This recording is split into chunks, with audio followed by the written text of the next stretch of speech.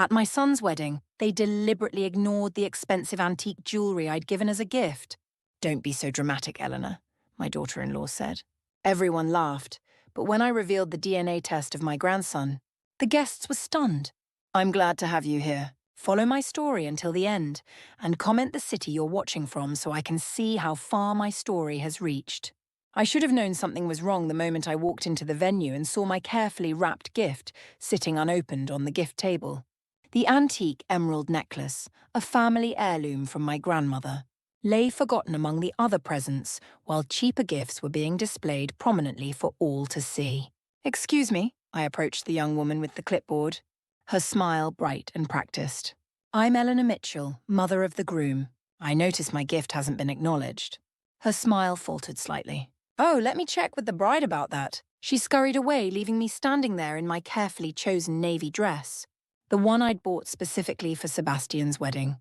3 months of planning, alterations, and excitement, and now I felt my thoughtful gesture had been completely dismissed.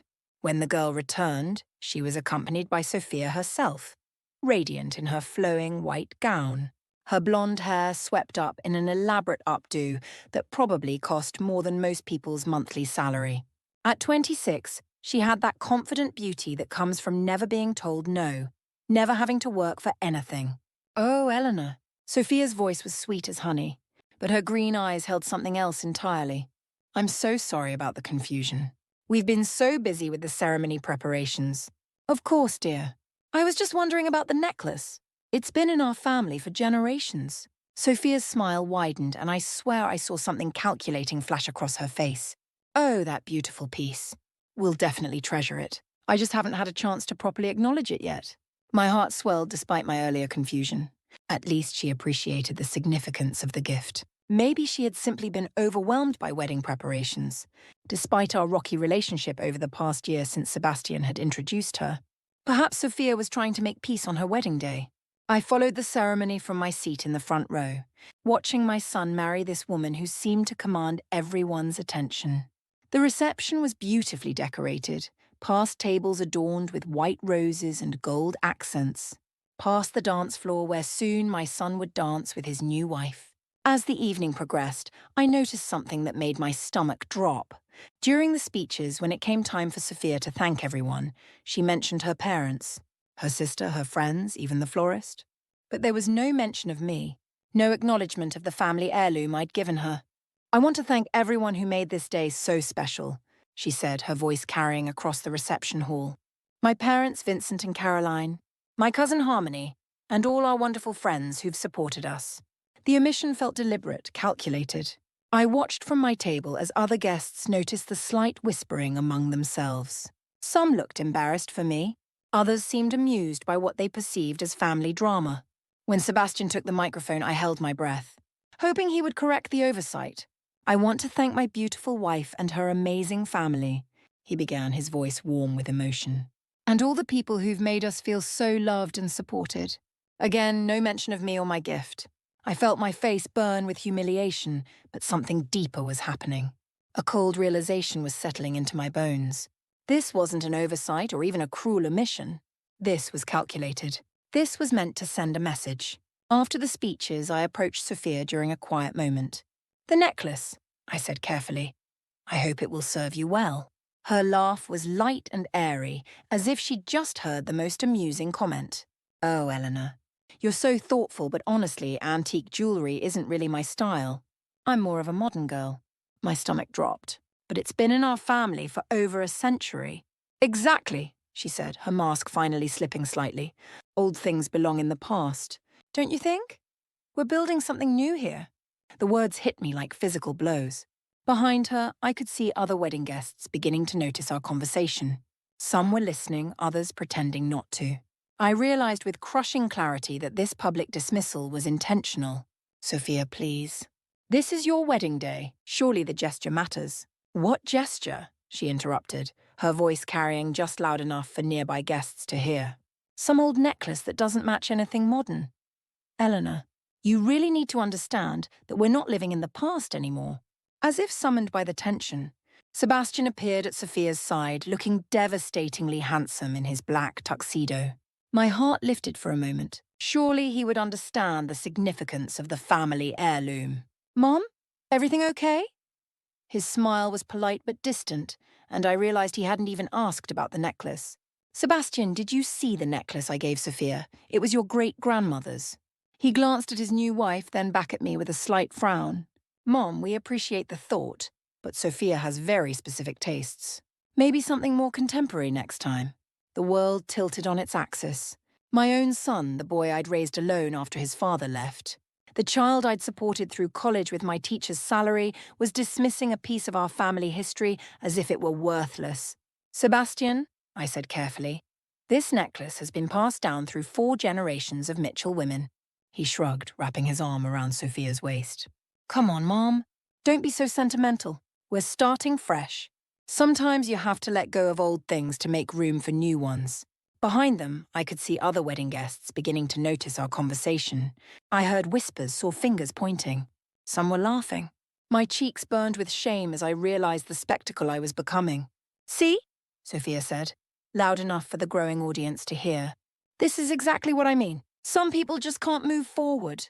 They're stuck in the past, clinging to things that don't matter anymore. More murmurs rippled through the small crowd that had gathered. I felt exposed, humiliated in a way I hadn't experienced since I was a child. These people, Sebastian's friends, Sophia's family colleagues, they were all witnessing my dismissal, and they found it entertaining. I looked at my son one more time, searching his face for any sign of the boy who used to love hearing stories about his great-grandmother. But he was looking at Sophia with such adoration, such complete devotion, that I realized with crushing clarity that I had already lost him. Well, I said, my voice steadier than I felt, I suppose I should thank you both for making your feelings so clear. I walked away from the conversation with as much dignity as I could muster.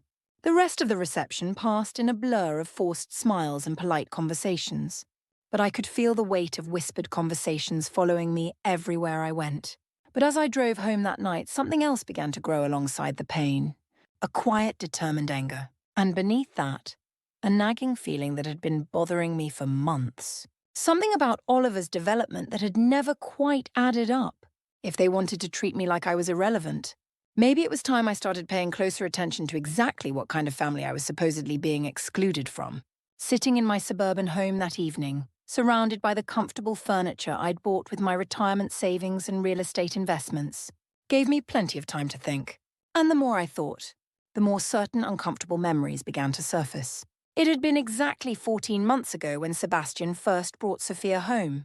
I remembered the date clearly because it was my birthday, and I'd been hoping for a quiet dinner with my son. Instead, he'd shown up with this stunning young woman who immediately began critiquing everything from my cooking to my book collection. Sebastian's told me so much about you, she'd said that night, though her smile never quite reached her eyes. You must be so proud of retiring from teaching. What a quaint profession. Within 6 weeks of that first meeting, they were engaged. Within 3 months, she was pregnant. The timeline had seemed remarkably fast, but Sebastian was so happy, so completely smitten that I'd pushed my concerns aside. Young love, I told myself. Sometimes these things happen quickly. But now, remembering how easily my family heritage had been dismissed, those suppressed doubts came flooding back with startling clarity. The baby, little Oliver, had been born exactly 7 months after Sebastian and Sophia's first meeting. 7 months. They'd explained it as premature, though Oliver had been a robust 8 pounds. Hardly the size of a baby born significantly early. When I gently questioned this, drawing on my years of experience with child development from my teaching career, Sophia had become defensive. Are you suggesting I'm lying about my own pregnancy? She'd snapped. Some babies develop faster than others. Maybe if you'd spent less time with other people's children and more time having your own, you'd understand these things better. The comment had stung, cutting right to the heart of my greatest regret. I'd wanted more children after Sebastian, but his father had left when Sebastian was 3, and I'd never found anyone worth bringing into our small, careful world. Sophia had a talent for finding these tender spots and pressing on them with surgical precision. From my position at the wedding, I'd watched the baby being passed around among Sophia's relatives. A beautiful child with blonde hair and green eyes that seemed to take in everything around him. He was 9 months old now, just beginning to pull himself up on furniture and babble in that delightful way babies do. But something about his development troubled me, not because there was anything wrong with it, but because it seemed unusually advanced for his age. Having taught kindergarten for over 20 years, I'd seen thousands of children at various stages of development. Oliver's cognitive abilities seemed far beyond what I'd expect for a 9-month-old. I shook my head, trying to dispel such thoughts. Child development could be variable, unpredictable. Some babies were simply gifted from an early age. I was letting my hurt feelings cloud my professional judgment.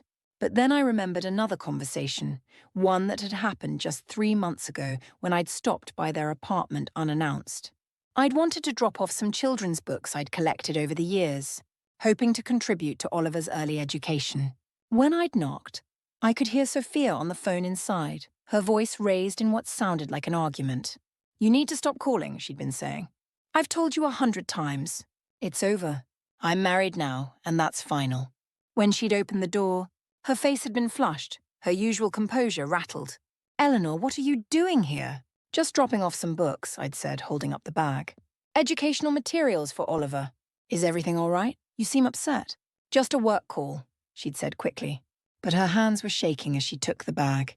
You know how demanding clients can be in the art world. I'd wanted to ask about Oliver, to spend a few minutes with my grandson.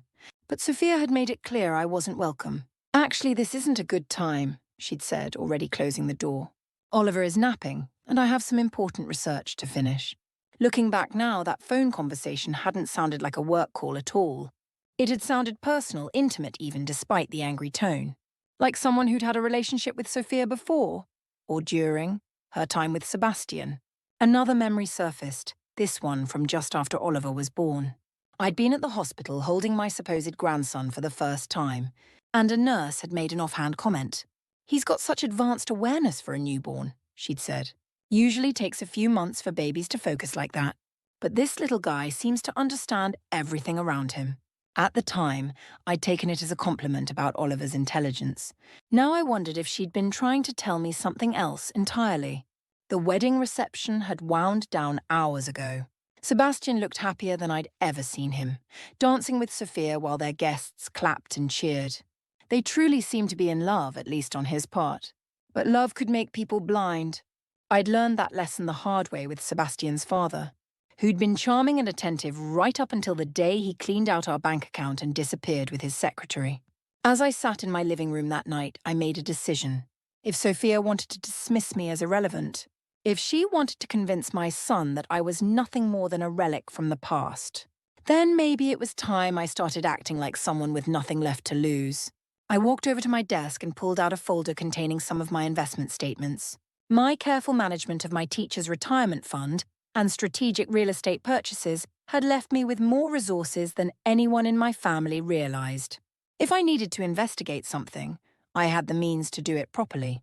I looked at the folder, thinking about little Oliver with his unusually advanced development and distinctive features. Such a bright child, caught in whatever web of lies the adults around him had woven.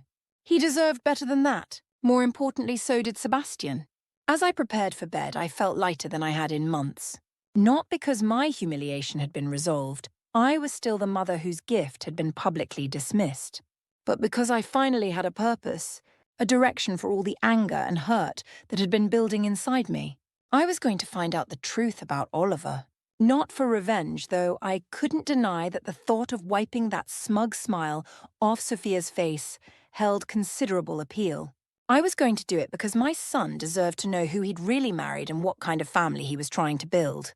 If I was right about my suspicions, this beautiful wedding would turn out to be built on a foundation of lies. And if I was wrong, well, at least I'd know for certain. And maybe I could find a way to make peace with the family that no longer seemed to want me. Either way, it was time to stop being the woman who sat quietly while her family heritage was dismissed, and start being the mother who protected her child, even when he didn't want to be protected. 3 days after the wedding, I sat in my home office, surrounded by the financial documents that represented 30 years of careful planning. My teaching pension, combined with strategic real estate investments, had given me resources that my family never suspected I possessed. The idea of using them for a private investigation felt both foreign and empowering. I pulled out my phone and called Patricia Stone, a family law attorney I'd met at a retirement seminar. Unlike a private investigator, Patricia specialized in complex family situations involving deception and fraud. "Eleanor, what a pleasant surprise," Patricia said when I explained who I was calling. "How can I help you?" "I need to discuss a delicate family matter," I said, my voice steadier than I felt. "I have concerns about my daughter-in-law's background, particularly regarding my grandson's paternity." Patricia's tone became professional immediately. "These situations require careful handling. Can you meet me tomorrow? I'll need to understand the full scope of what you're suspecting." Patricia's office was in a prestigious downtown building, reflecting her expertise in high-stakes family law. She was an elegant woman in her 50s with silver hair and intelligent eyes that missed nothing. She listened without judgment as I explained my suspicions, taking notes in careful, precise handwriting. "The timeline is certainly questionable," she agreed after I'd laid out everything I could remember. 7 months from meeting to birth, claiming prematurity but with full-term development. "And you mentioned the child shows unusually advanced cognitive abilities, far beyond what I'd expect from my teaching experience. But I know child development can be variable. I could be completely wrong about this." Patricia smiled gently. "That's why we need concrete evidence. But I want you to understand what we're discussing here. If your suspicions are correct, proving it will destroy your son's marriage and possibly his relationship with you permanently. Are you prepared for that possibility?" I thought about Sebastian's dismissive attitude at the wedding, the way he'd looked at me with such casual indifference. Our relationship is already damaged. At least this way, if I'm right, he'll know the truth. And if I'm wrong, then I'll know I'm wrong, and maybe I can find a way to make peace with reality. Patricia nodded approvingly. "I appreciate your honesty. For this type of investigation, I work with forensic genealogists and DNA specialists. We'll need samples from the child and from your son for comparison. We'll also need to investigate Sophia's background thoroughly." My heart sank. "I barely see Oliver anymore. Sophia makes sure of that. And Sebastian." I trailed off, realizing how completely I'd been isolated from their lives. "Let me handle the background investigation first," Patricia suggested. "I have resources that can trace her history more thoroughly than a typical private investigator. Sometimes the truth reveals itself in unexpected ways." Over the next week, I found myself living in a strange state of suspended animation. I went through my daily routines, managing my investment portfolio, attending my book club, volunteering at the library. But my mind was constantly elsewhere, wondering what Patricia might be discovering. The call came on a Thursday evening as I was reviewing my monthly financial statements. "Eleanor, it's Patricia. I've found some very interesting information about Sophia's background. Can you come in tomorrow afternoon?" I barely slept that night, my imagination running wild with possibilities. When I arrived at Patricia's office the next day, she had a thick legal folder spread across her conference table. Sophia wasn't entirely truthful about her past. Patricia began without preamble. "She told your son she'd been working as an art history researcher in Boston before moving here. That part is partially true but incomplete." She slid a photograph across the table. It showed Sophia at what appeared to be an academic conference, smiling and laughing with a group of graduate students. In the photo, her arm was wrapped around a tall man with distinctive features and an intelligent expression that made my stomach lurch with recognition. "His name is Dylan Harper," Patricia continued. "He's a doctoral candidate in art history at Harvard. They were together for nearly 3 years. According to several mutual colleagues I spoke with, the relationship was serious. They were living together and planning to marry." I picked up the photograph with shaking hands.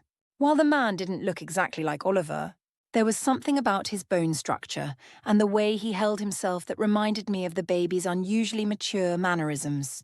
"When did she leave Boston?" I asked, though I was already afraid of the answer.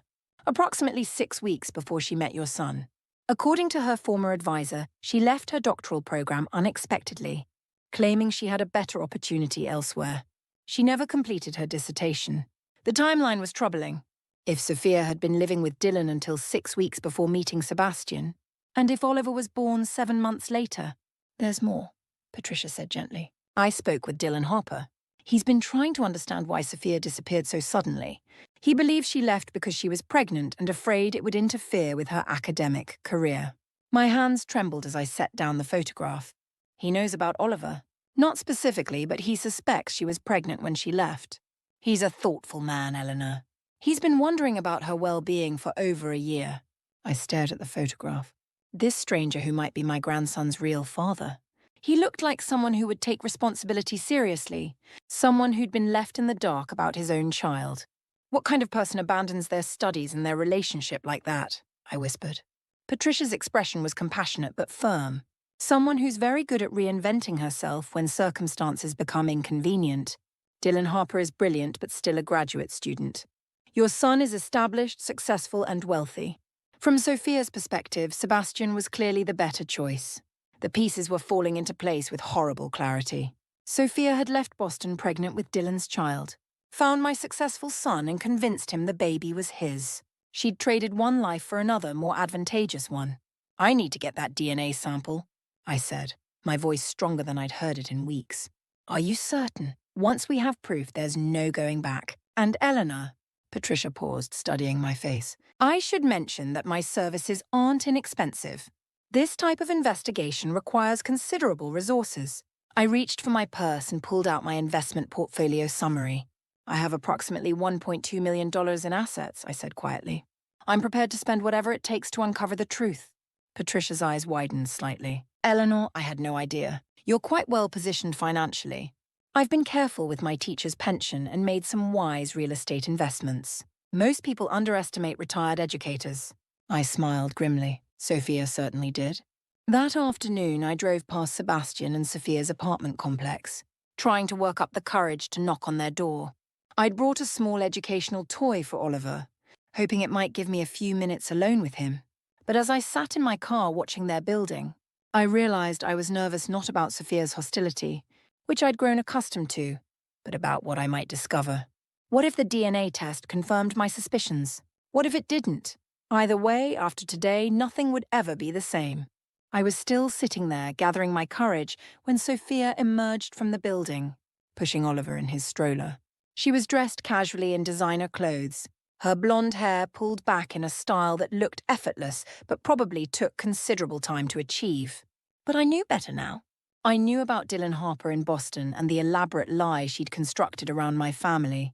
As I watched her stop to chat with a neighbor, laughing and gesturing gracefully while Oliver observed everything with those unusually alert eyes, I felt a cold determination settle into my bones. She was skilled at this, I realized. Skilled at presenting herself as whatever people wanted to see. But she'd made one crucial mistake. She'd underestimated a woman who'd spent decades managing resources and people who had more financial power than anyone suspected.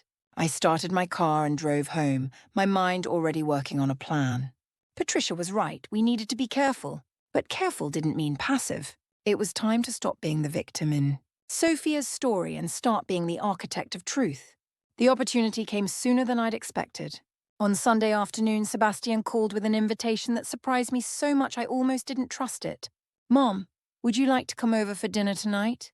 Sophia thought it might be nice to have a family meal together. I gripped the phone tighter, immediately suspicious. After the wedding dismissal, the idea of Sophia suddenly wanting my company seemed impossible. Are you sure that's what she wants? Of course. We've been talking and we both feel bad about how things went at the wedding. The whole gift situation. Maybe we could have handled it better. Maybe they could have handled it better. Not we were wrong to dismiss your family heirloom. Just maybe we could have handled it better. But I swallowed my pride. This might be my only chance to get the DNA sample Patricia needed. That's very thoughtful. What time should I come over? 6 o'clock. And Mom, could you maybe bring some of those herb dinner rolls you used to make? The ones from when I was little? It was such a normal request, so reminiscent of the son I'd raised, that for a moment I almost forgot about DNA tests, and Dylan Harper and all the complicated deceptions that had brought us to this point. Of course, darling. I'll make them fresh this afternoon. I spent the next few hours in my kitchen, kneading dough and trying to calm my nerves. The dinner rolls were Sebastian's favorite, something I'd made for every special occasion throughout his childhood. They required patience, multiple rises, careful timing, but they'd always been my way of showing love when words felt inadequate. As I shaped the dough into perfect rounds, I thought about what Patricia had told me to look for. Any item the baby has put in his mouth recently, a pacifier. A toy, even a spoon if he's eating solid foods.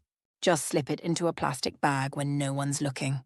It sounded so simple, so clinical, but the reality of deceiving my own family, even a family that had deceived me first, made my stomach churn with guilt. At exactly 6 o'clock, I stood outside Sebastian's apartment door, holding a basket of warm rolls and trying to project an image of the grateful mother, happy to be included. When Sophia opened the door, her smile seemed genuine enough, though I noticed it didn't quite reach her eyes. "Eleanor, come in. Something smells wonderful."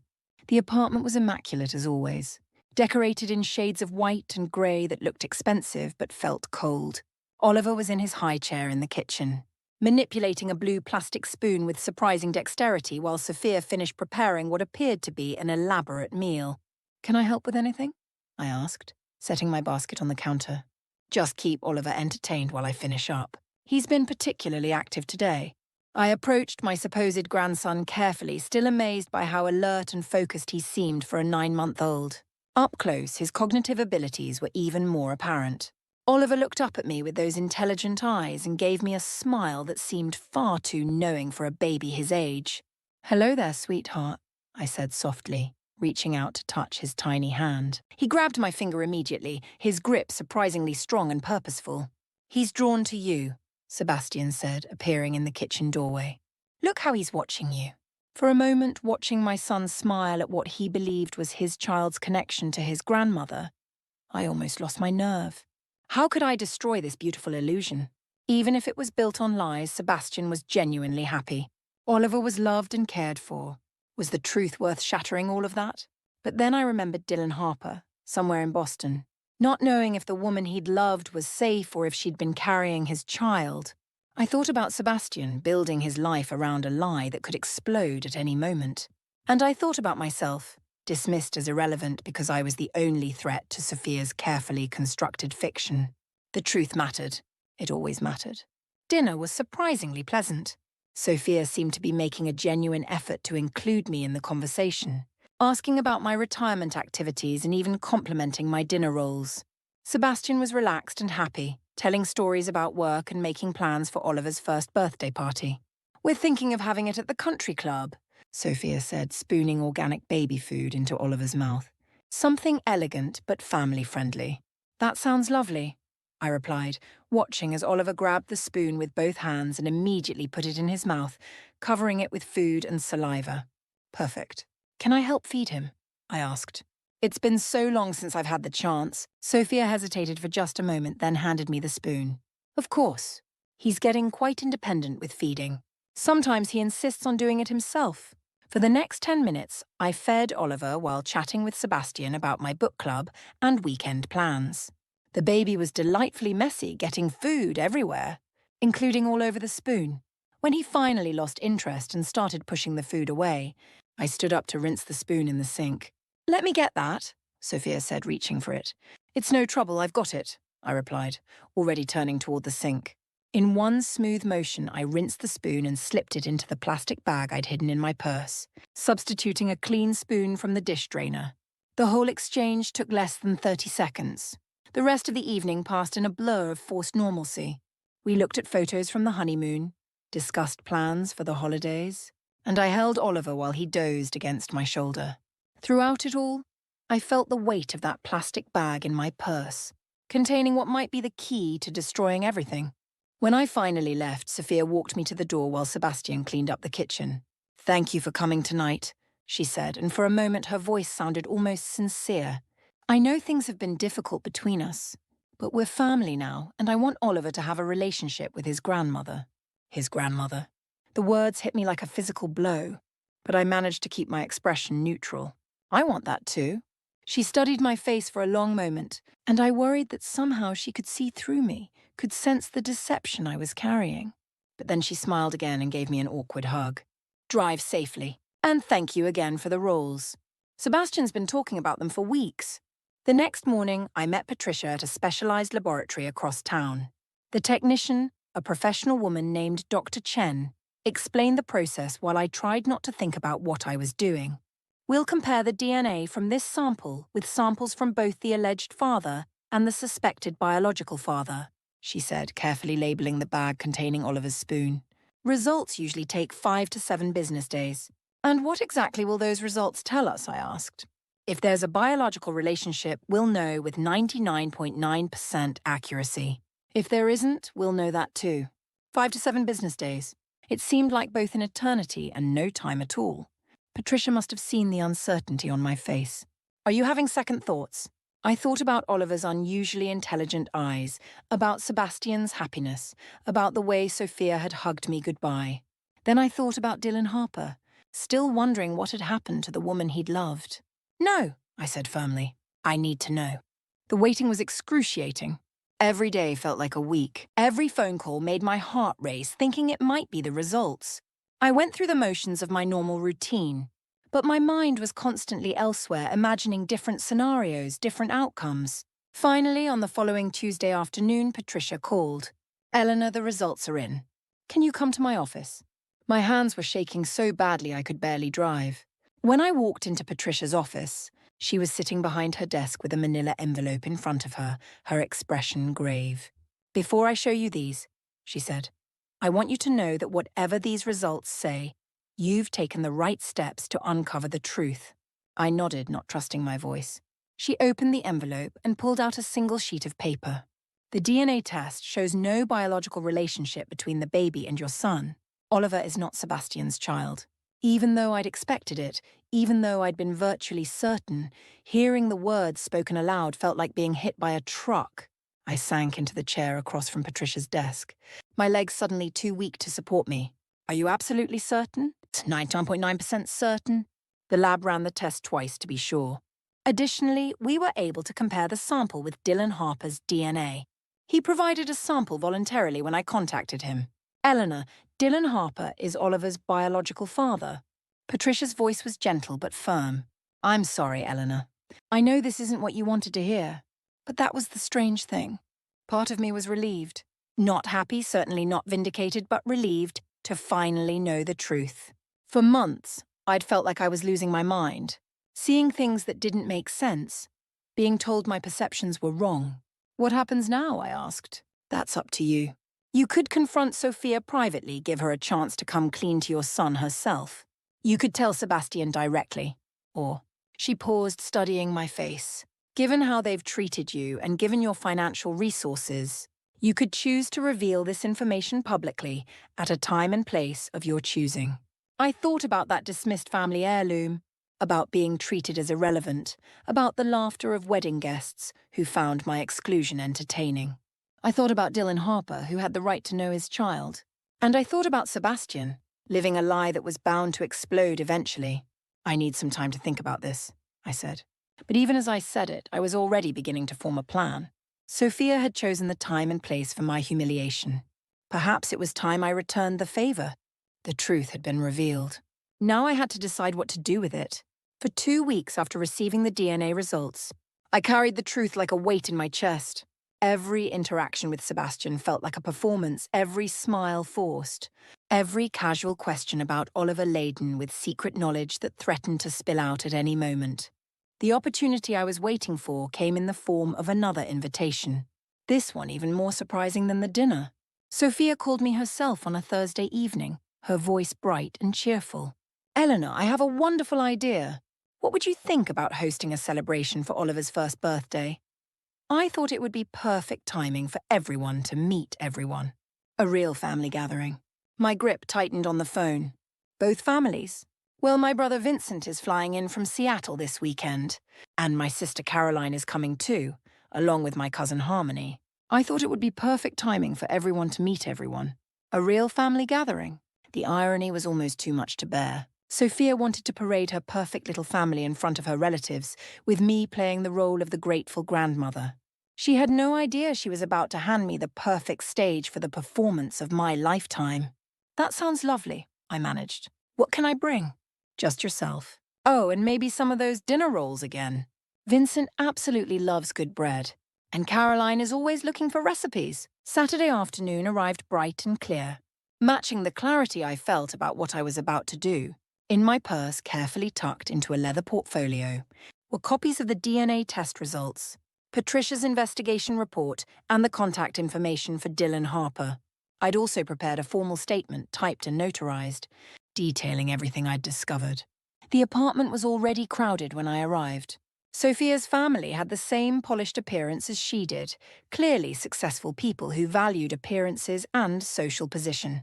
Vincent, her brother, was an imposing man in his 40s who worked in tech, while Caroline, her sister, had the same elegant bearing as Sophia. Harmony, the cousin, was younger and seemed more approachable than the others. "You must be Eleanor," Vincent said, approaching me with a confident handshake. "We've heard so much about you." I wondered exactly what they'd heard, given that Sophia had dismissed my family heirloom so casually. "It's wonderful to meet you all. Thank you for including me in this celebration." "Of course," Caroline said, though her smile was polite rather than warm. "Family is everything." If only she knew how ironic that statement was about to become.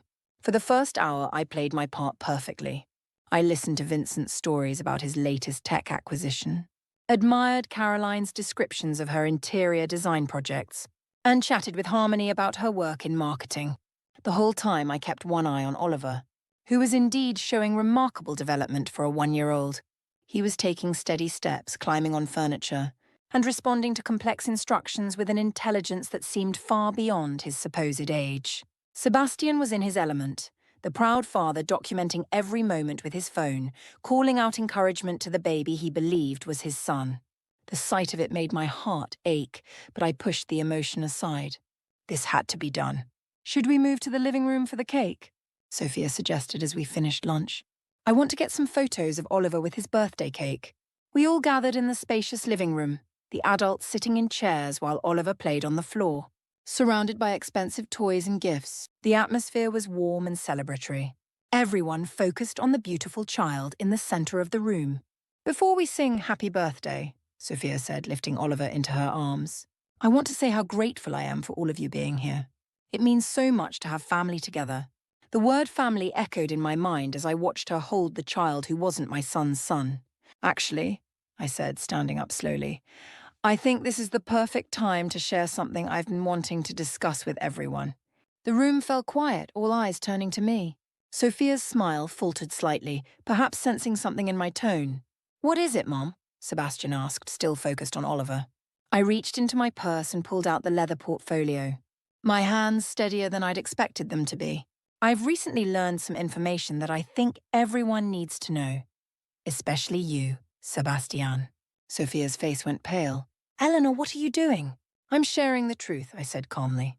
"Something I probably should have done weeks ago."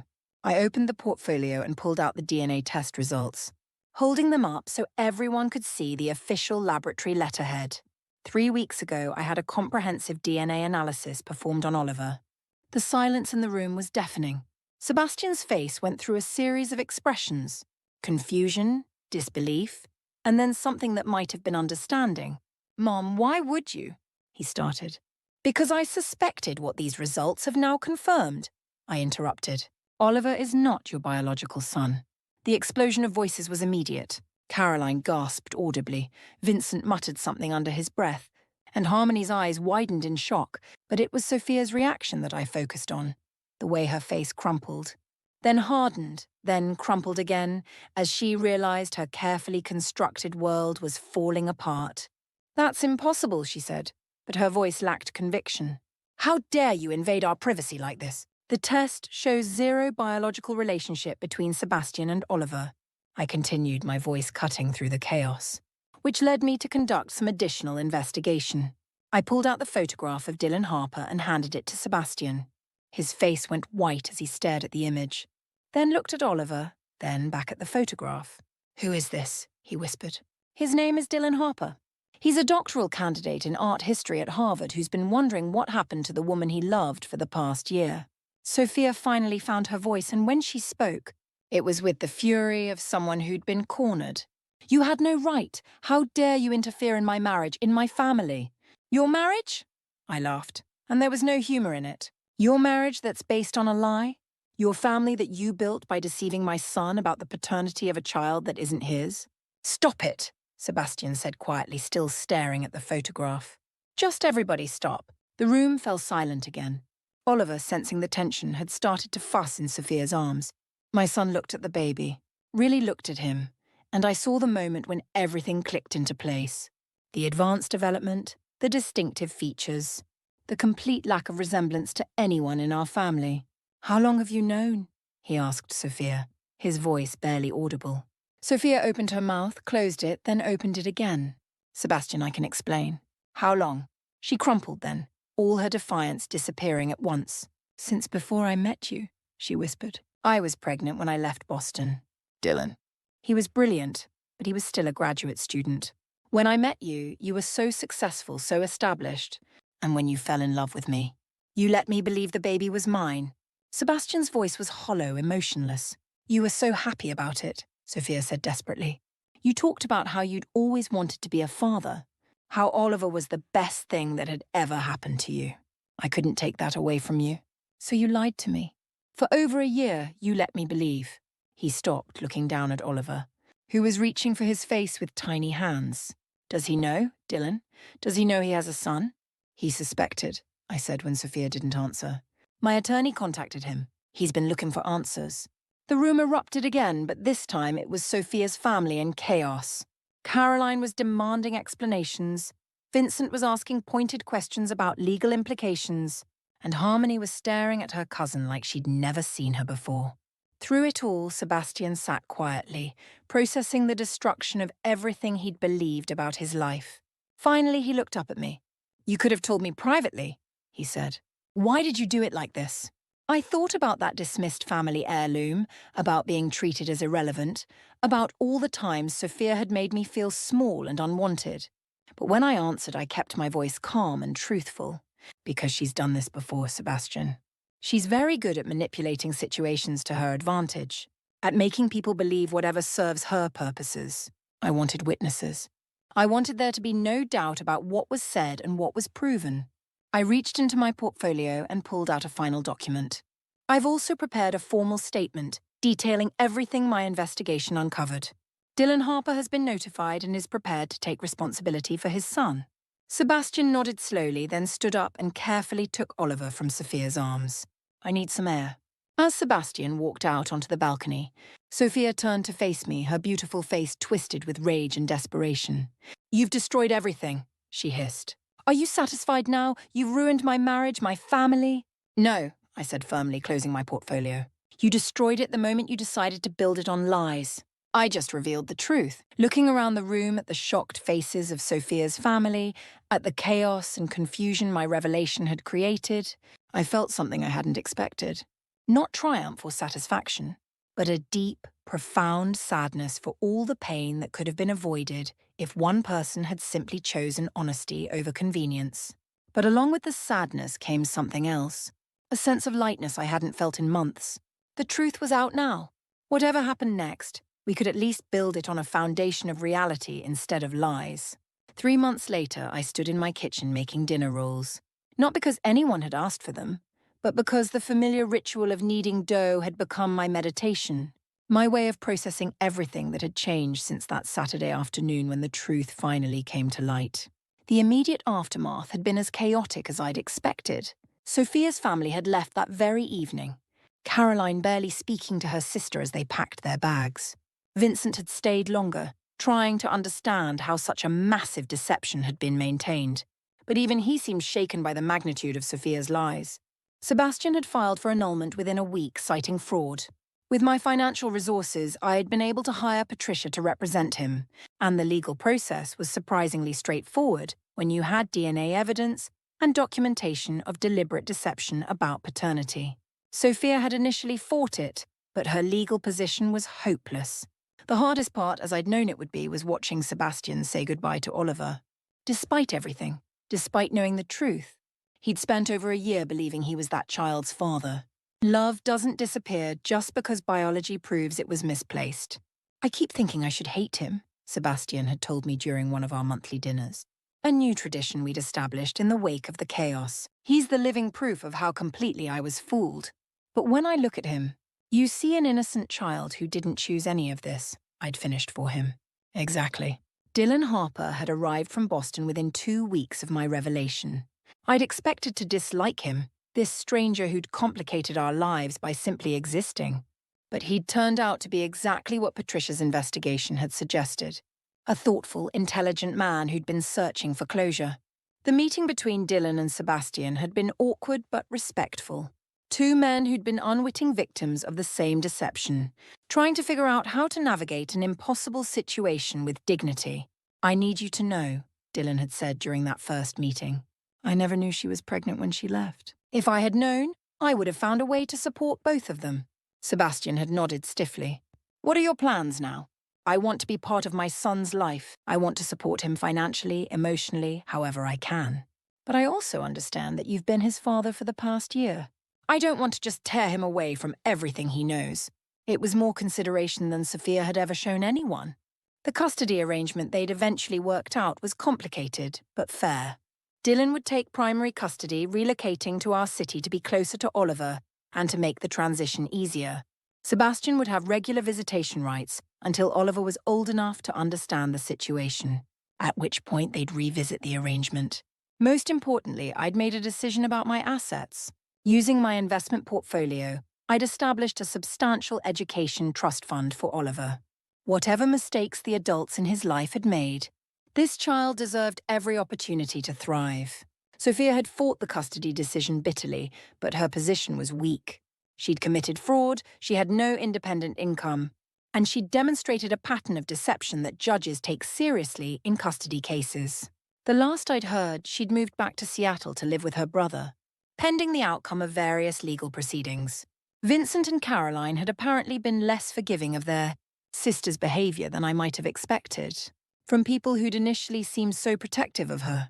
But tonight, none of that mattered. Tonight, Sebastian was coming for dinner, and for the first time in over a year, it was just going to be the two of us. No Sophia monitoring our conversation, no tension about whether I was welcome in my own son's life, no walking on eggshells around topics that might upset the delicate balance of lies. The doorbell rang at exactly 6 o'clock. Some things never changed. Sebastian had always been punctual. "Something smells amazing," he said as I opened the door. And for a moment, he was just my son again, the boy who'd never met a dinner roll he didn't love. "They're almost ready," I said, stepping aside to let him in. "How was your week?" It was such a normal question, the kind of thing I'd longed to ask him for months without feeling like I was intruding on his carefully constructed life. "Actually pretty good," he said, settling into his old spot at my kitchen table. "I had lunch with Dylan and Oliver yesterday." I paused in pulling the rolls from the oven. This was still an adjustment for all of us. The idea that Sebastian would voluntarily spend time with the man who'd unknowingly been his replacement. "How's Oliver doing?" "Good. Really good, actually. Dylan's wonderful with him, and he's patient with me too. He includes me in decisions, even though he doesn't have to." I set the basket of rolls on the table and sat down across from my son. "That must be complicated for you." Sebastian was quiet for a moment, buttering a roll with the same careful precision he'd used as a child. "It is. Some days I still wake up and think about what Oliver might be doing, whether he needs anything. Then I remember that he's not, that I'm not." He trailed off. "You're not his father," I said gently. "But you were. For a year, you were everything a father should be. That love wasn't wasted, sweetheart. It just got redirected." "Is that what happened to you?" he asked, looking up at me with eyes that reminded me so much of his father's. "When Dad left, did your love for him just get redirected?" The question caught me off guard. We'd never really talked about his father's abandonment. Not honestly. In a way, yes. All that love I would have given him, I poured into raising you instead, and into building a secure future for both of us. "I'm sorry," he said suddenly, "for how I treated you, for dismissing your gift at the wedding, for pushing you away, for choosing her version of reality over your wisdom." I felt tears prick at my eyes. "You fell in love, Sebastian. People do foolish things when they're in love. Trust me, I know something about that. But you're my mother. I should have respected you, not dismissed you. You were protecting what you thought was your family. I understand that impulse." He reached across the table and took my hand. "You saved me, you know. If you hadn't discovered the truth, how long would it have gone on? Would I have spent years raising another man's child thinking he was mine? Would Sophia have ever told me the truth?" I squeezed his hand. "I don't know. But I do know that Oliver deserves to know his real father. And Dylan deserves to know his son. And you deserve to build your life on truth, not lies. Even if the truth hurt. Especially then." We ate dinner in comfortable silence, the kind of easy quiet that I'd forgotten we could share. Afterward, Sebastian helped me clear the table and wash dishes, falling back into old rhythms as if the past year of distance had never happened. "I've been thinking about dating again," he said as we finished cleaning up. "Not seriously, not yet, but eventually." "That's healthy," I said, hanging up the dish towel. "You're young. You have so much to offer someone. This time, I want to do things differently. Take it slower. Ask more questions. Maybe introduce them to my very smart mother who has good instincts about people." I laughed, feeling lighter than I had in months. "Your very smart mother who's also learned a thing or two about speaking up when something doesn't feel right." "Good," Sebastian said, hugging me tight. "I need someone who will tell me the truth, even when it's difficult to hear." After he left, I sat in my living room with a cup of tea, thinking about the strange journey that had brought us here. 6 months ago, I'd been the dismissed mother, watching my family heirloom be treated as worthless while my family laughed at my irrelevance. Tonight, I was simply Sebastian's mother again, trusted with his thoughts and feelings, valued for my perspective instead of dismissed for my inconvenience. The truth had been devastating in the short term. Marriages ended, families torn apart, an innocent child caught in the middle of adult deceptions. But it had also been liberating. No more walking on eggshells, no more pretending that cruelty was humor, no more accepting treatment that diminished my worth as a human being. My phone buzzed with a text message. It was a photo from Dylan, Oliver taking confident steps across a playground while other children played nearby. The message that accompanied it was simple. "Thought you'd like to see how well he's doing." I smiled, studying the picture of the little boy who would never be my biological grandson, but who would always hold a special place in my heart. In the photo, Oliver was laughing, his arms outstretched for balance, his face bright with the joy of discovery. He was learning to walk on his own, away from the lies and manipulations that had defined his early life. In a way, so was I. I texted back, "He looks happy and healthy. Thank you for including me." Dylan's response came quickly. "You're the one who made it possible for him to know his real family. We'll always be grateful for that." Real family. Not the family built on convenience and deception, but the messy, complicated, honest family that emerges when people choose truth over comfort. I set my phone aside and picked up the book I'd been reading, settling deeper into my favorite chair. Tomorrow I would review my investment portfolio, maybe call my book club friends to catch up, perhaps visit the art museum I'd been meaning to explore. Simple pleasures, but they were mine to choose now, without having to worry about whether they would meet with someone else's approval. The truth had set us all free, even when, especially when, it had hurt. And for the first time in over a year, I was exactly where I belonged in my own life, valued by people who saw my worth, surrounded by love that didn't require me to diminish myself to receive it. Some victories don't come with fanfare or celebration. Sometimes the greatest triumph is simply the quiet satisfaction of knowing you chose courage over comfort, truth over convenience, and your own dignity over someone else's lies. That night, I slept better than I had in months. Now, I'm curious about you who listened to my story. What would you do if you were in my place? Have you ever been through something similar? Comment below.